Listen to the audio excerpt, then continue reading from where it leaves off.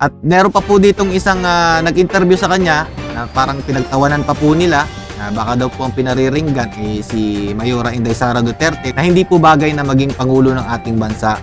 And yung stockings ko puno na din siya ng dugo. Iyakan na. But I kept fighting. Kahit wala nang oras, I didn't have time to retouch my hair.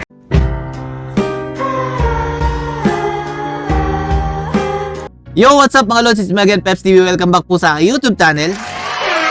Ngayong araw na to mga lods, magbibigay lang po tayo ng komento kay Madam Rabia Mateo. Dahil po dyan sa kanyang pag-iyak po. Akala ko po ba kaya po natin maging leader ng ating bansa. Hindi naman po yan sa lalaki o sa babae bang ang inyong kasarian. Pero sa pinapakita nyo po kasi parang mali po yung statement na binitawan nyo nung kayo po yung nagkomento sa binitawang salita ni Pangulong Duterte.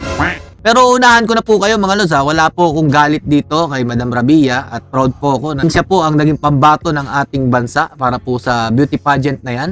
At unahan ko na rin kayo mga lods, hindi po ako mahilig sa mga beauty pageant, meron lang po kasi nag-request na bigyan ko daw po ng komento ito. Tama rin naman po na bigyan natin po ito ng komento dahil hindi po tugma yung kanyang binitawang salita nung sa kanyang interview. Ito po yung interview niya. Yan po, dahil po dyan sa statement po ni PRRD na hindi daw po pambabae ang trabaho po ng isang presidente.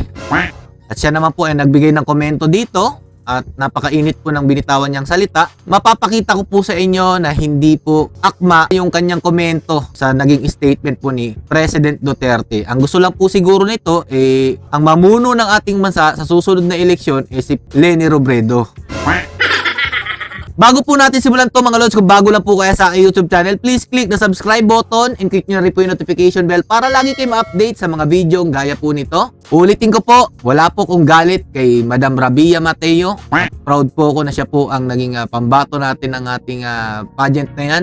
Napakaganda po, napaka-sexy. Yun nga lang po, kayo na po humusga kung ano po yung yun nga lang. Panoorin po natin tong video na to mga lods para po mabigyan nating linaw kung ba't po natin binibigyang komento ang kanyang sinagot dito po sa statement po ni PRRD. Ito na po mga lods.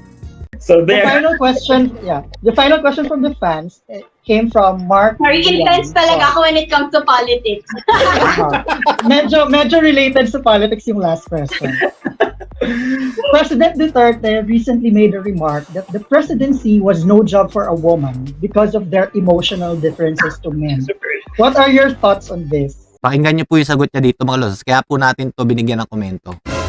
Well, I do respect the president, but I completely disagree with this. Completely disagree. In our country, we already have 2 female leaders. Yan po. And by doing that, women are as capable as men in handling a nation.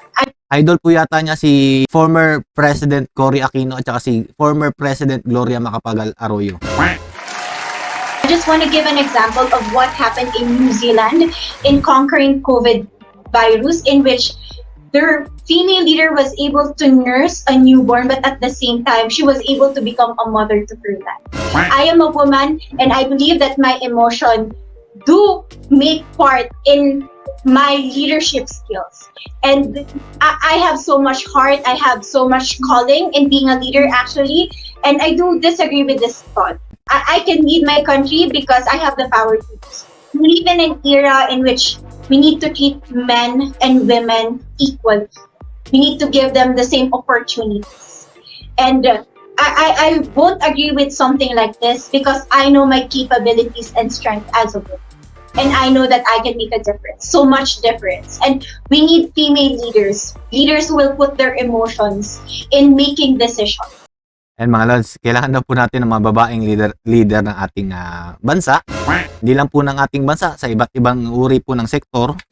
Pero mga lods, may pero po dito Yung pero po yung ating ipapakita sa taong bayan.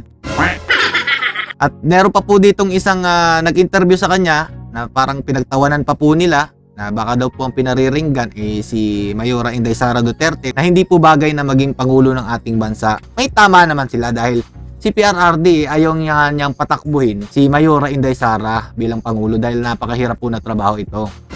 Babae o lalaki pwede maging presidente.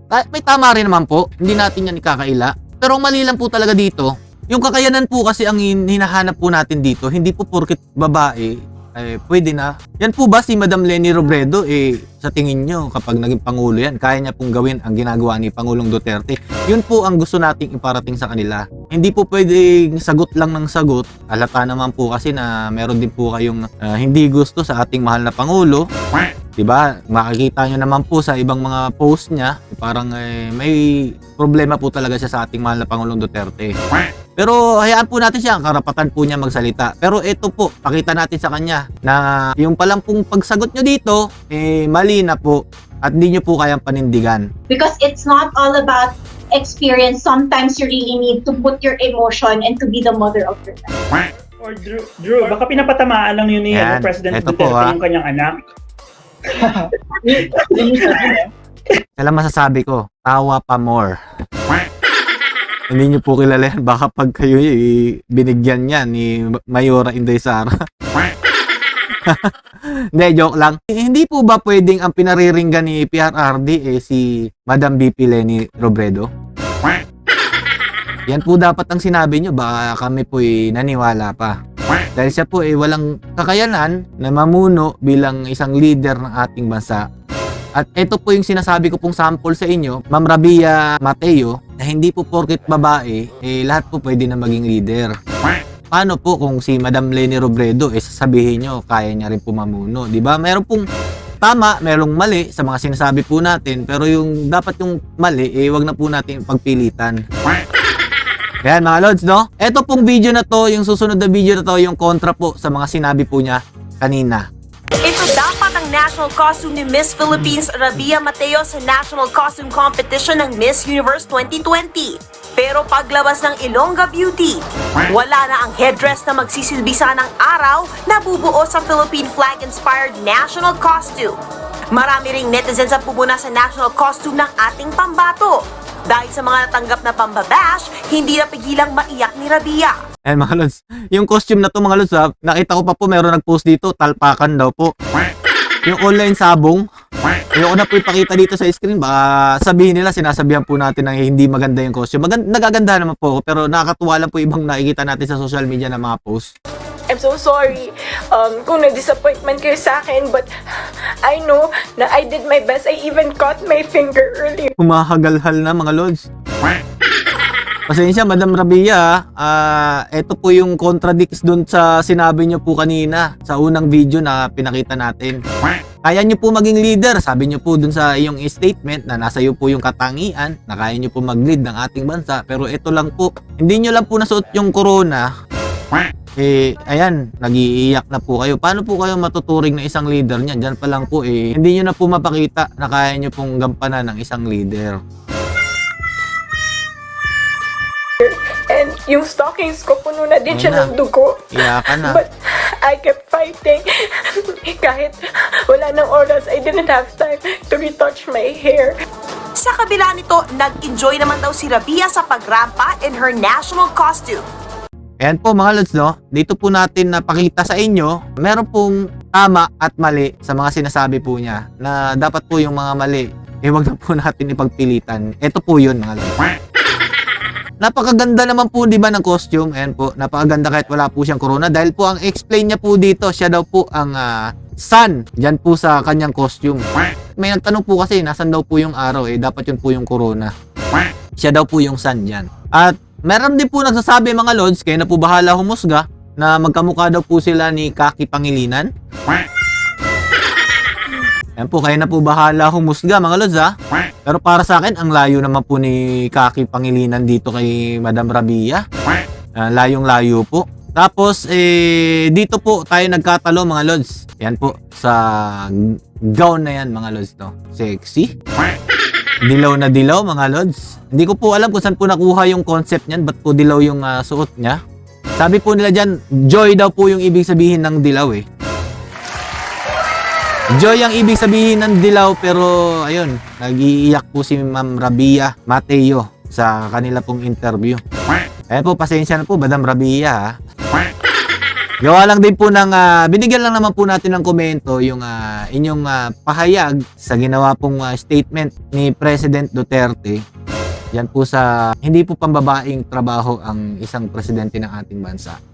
Yan lang po yung aking wala po kung ibang ibig sabihin dito. Ang pinapatunayan lang po natin dito na dapat po talaga ang isang leader ng ating bansa ay yung kagaya po ni PRRD. Kung siguro babae, nakagaya ni PRRD ang ugali or si Ma'am Sara Duterte, Mayora Inday Sara Duterte, pwede. Pero kung sinabi mong eto, si Cory Aquino at saka si Gloria Macapagal Arroyo, tagilid po yung sagot nyo dyan. At saka kung si Leni Robredo, gusto nyo maging pangulo ng ating bansa, lalo pong tagilid tayo dyan. Yan po mga lods, no?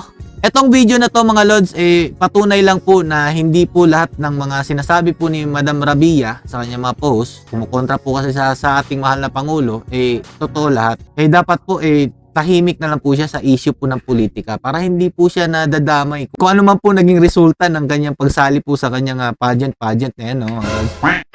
Sa totoo lang mga lods, misis ko lang po talaga mahilig dyan.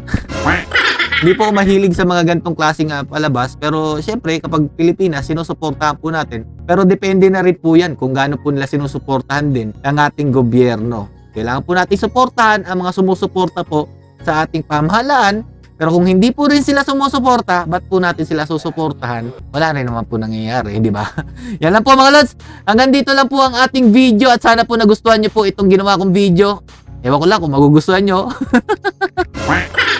Pakishare po ng video na to at pakicomment na lang kung ano pong opinion nyo sa sinabi ko ditong reaction. I-like nyo na rin po at saka sa mga bago lang po sa YouTube channel, please click the subscribe button and click nyo rin po yung notification bell para lagi kayong ma-update sa mga video kong ginagawa. Mabuhay po kayo. Ito po si Peps TV.